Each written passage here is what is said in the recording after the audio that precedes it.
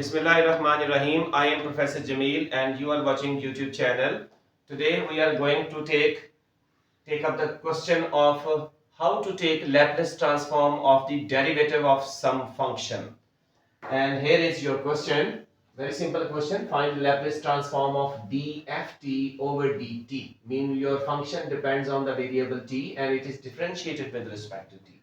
So let's calculate the Laplace transform. In fact, it's very simple. Be watchful. Solution: Laplace transform of dft by dt. That means Laplace transform of f prime t. You may use prime for this. Now, you need the value for the operator L. What is this value? Operator L is integral and integral over t, because your function depends on t whose transform is required, right? So this t will move from 0 to infinity or vary from 0 to infinity, and this is the variable of integration. Then in L there is a kernel e to the minus st. Then there is the function whose transform is required, mean Laplace transform is required, and the function is f prime t. Now look, this is a definite integral and it can be solved now by integration by parts. Take this function as first function and this function as the second function. The function whose derivative is known is always selected as the second function in integration by parts. So let's integrate by parts. So here you go. Laplace transform of dft by dt is equal to. Now what's the integration by part? Procedure is first function as it is, mean e to the power minus st, into integration of the second function, and second function is a derivative. So when derivative is integrated, then the derivative operator vanishes, mean f prime will vanish and you will get ft, right? And you need to apply the limit from t0 to t equal to infinity. Minus integral mean dt is there, right? And now first function into integration of the second function, this one, minus integral, then integration of second after the integral sign. So integration of this thing will be ft, because it is f prime. Prime is the derivative and integration is inverse to derivative. So this derivative will cancel when you integrate it, right? So it is ft.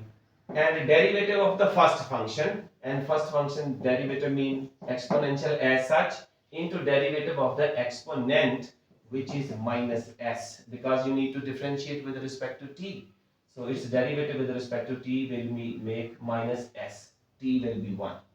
When differentiated, it will produce 1. Now, you apply the limit. This t mean, you can apply this limit, e to the power minus infinity, e to the power minus s into infinity into f infinity minus e to the power minus s into 0 into f of 0, right? And this minus minus will make plus, and s can be taken in front of the integral sign because integration is with respect to t. So s is like a constant and it can be moved in front of the integral sign. So t0 to t infinity dt into ft into e to the power minus st. Now look, if this s is a negative, then this negative will make it plus, and e to the power plus infinity will be to overall infinity, and infinity minus something plus something will be infinity, mean everything will spoil. This we don't need, because Laplace transform is always a finite number, a finite function. So s cannot be negative, so s is positive. When s is positive, then this positive number with multiplied with a negative will produce negative number. Negative number multiplied with infinity will produce negative infinity, and e to the power minus infinity would mean 0. So 0 into f infinity. F infinity. F is the function whose derivative was given to you for finding its Laplace transform, right? So when derivative of some function exists, it means that function is continuous and finite.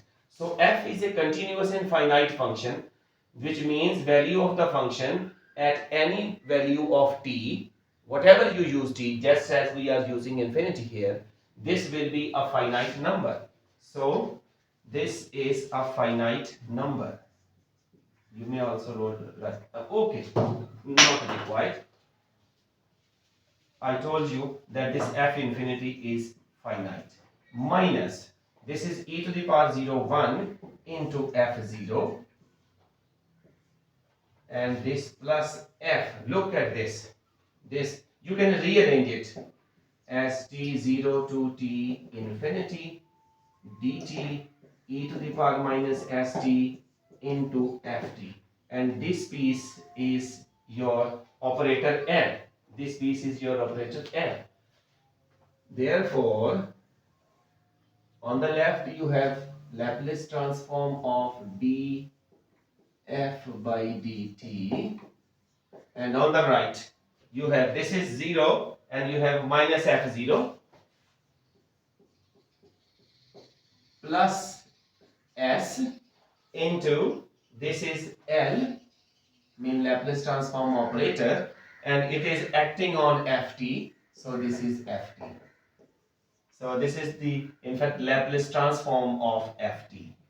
Now, you can also write it as Laplace transform of dft by dt is equal to s into Laplace transform of the function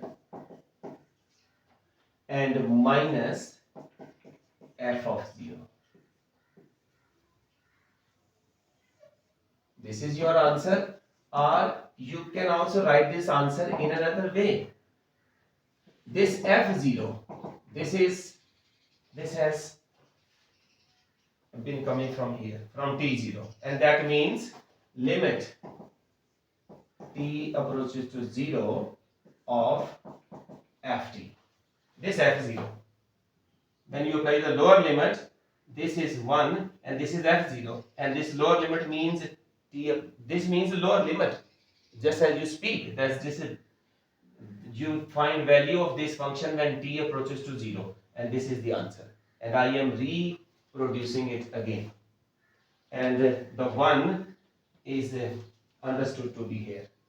Now, this f0 is limit, and whenever this limit exists, that means left hand limit and right hand limit, right? But you will be using only the right hand limit, because your t varies from 0 towards positive value of the 0. It doesn't go towards the left of the 0, right?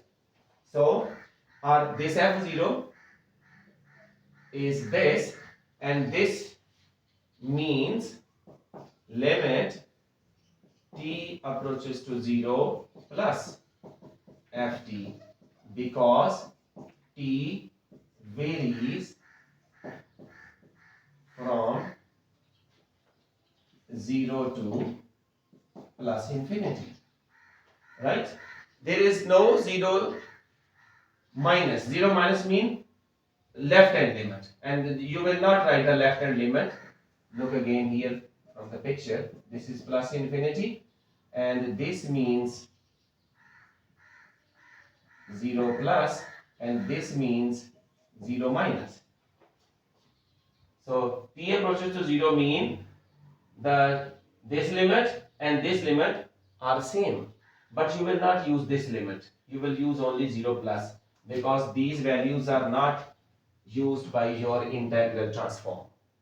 Okay, so whenever you use f0, it will be understood to be this limit, and which is, if you evaluate this limit, then it will be f0 plus. So f0 is f0 plus, Therefore, the Laplace transform of dft by dt will be equal to s into Laplace transform of ft and minus f of 0 plus. So you can write the Laplace transform as this. Since it was first time, otherwise it will be understood. Whenever you find value of the function at t equal to 0, then that t equal to 0 will be 0 plus, mean right hand limit. There is no limit, left hand limit in this case, because your transform uses only positive values of t. So that's all. This is the formula. You may use this formula or you may use this formula for the transform of the derivative. And it is advisable, you should remember this, because this formula is used for solving the differential equations with constant coefficients. Linear differential equations with constant coefficients can be solved by using the Laplace transform, right? So try to keep this formula in your mind. Thanks for watching. Keep watching, and please like, share and subscribe this channel so that every new video comes to your mobile phone or in your inbox in the first place. Thanks for watching.